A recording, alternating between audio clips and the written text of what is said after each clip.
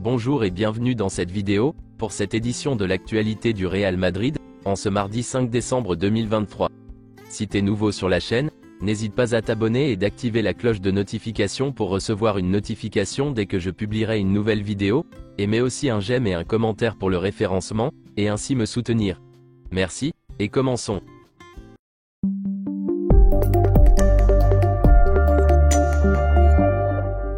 Le Real Madrid s'est imposé face à Grenade sur un score de 2-0, grâce au but de Brahim Diaz sur une sublime passe sans contrôle de Toni Kroos, et un but de Rodrigo.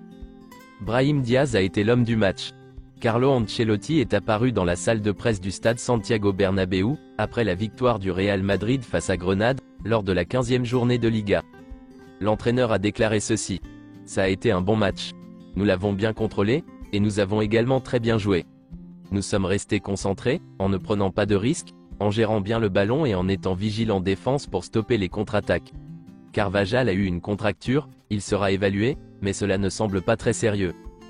Brahim Diaz joue très bien actuellement et travaille beaucoup.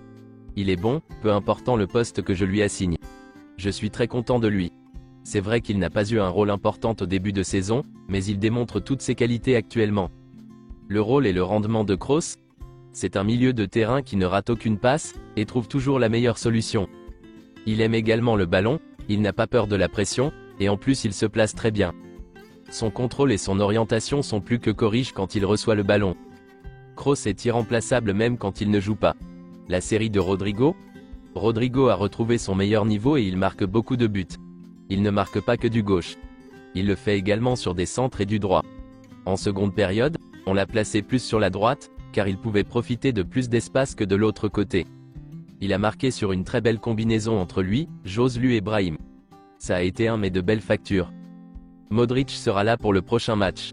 Nous verrons pour Carvajal, d'autant que Lucas Vázquez a très bien joué en seconde période. Kepa sera prêt pour jouer. Le travail collectif?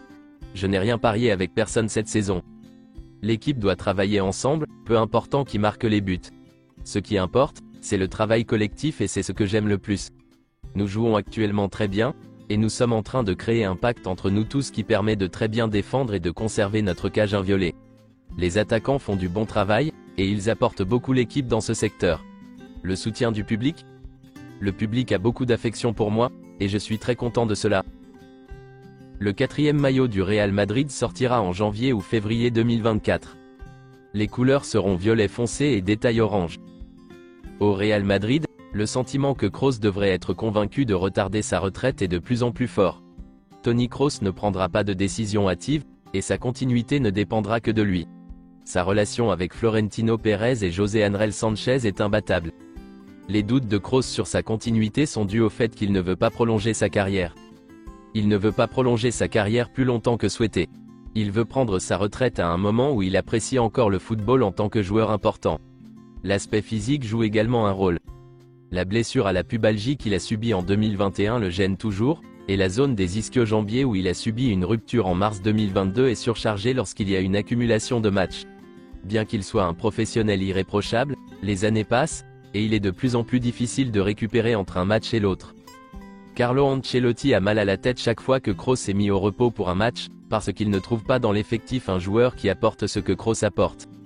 Mauvais pour Carvajal et le Real Madrid, car il est blessé, et souffre d'une blessure au muscle solaire de la jambe gauche. Carvajal sera absent entre 3 à 4 semaines.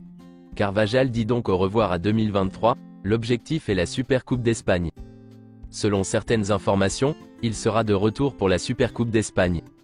Voici ce que dit le communiqué officiel du Real Madrid. Suite aux examens effectués sur Dani Carvajal par les services médicaux du Real Madrid, il a été diagnostiqué une lésion du muscle solaire de la jambe gauche. En attente d'évolution. Bien que Brahim Diaz respecte et ne ferme pas la porte au Maroc, tout en appréciant les tentatives des autorités sportives et politiques de le signer, Brahim voit son avenir avec la sélection espagnole. Jude Bellingham était à Turin en Italie, pour récupérer son Golden Boy. Jude Bellingham a remporté le titre de Golden Boy avec 97% des voix, comme Mbappé lorsqu'il a remporté le titre. La grande différence est que Jude Bellingham a obtenu un plus grand nombre de voix, grâce au grand nombre de journalistes qui ont voté pour lui. Sur un total de 50 spécialistes, 45 ont voté pour lui en tant que vainqueur, tandis que les 5 autres ont voté pour lui en tant que deuxième. Voici quelques déclarations de Jude Bellingham.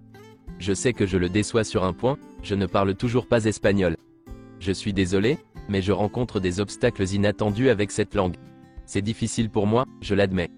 Quoi qu'il en soit, je promets un engagement maximal garanti.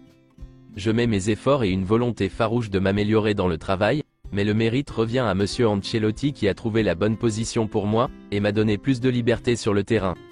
Le gagnant du Golden Boy? Il y a beaucoup de gens heureux à Madrid, à commencer par le président, mais je suis surtout fier de moi. Je suis heureux et je remercie évidemment tous les électeurs qui ont voté pour moi.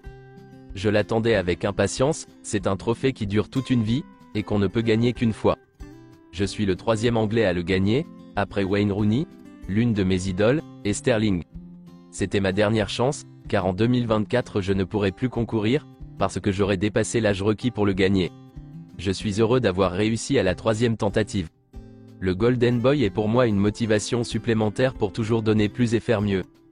Je tiens à remercier mes coéquipiers du Real Madrid et toute l'équipe, monsieur Ancelotti, le président, ma famille, ma mère Denise, mon père Marc, mon jeune frère Job, les amis qui m'ont bombardé, et m'ont agréablement inondé de messages de félicitations et qui continuent à le faire.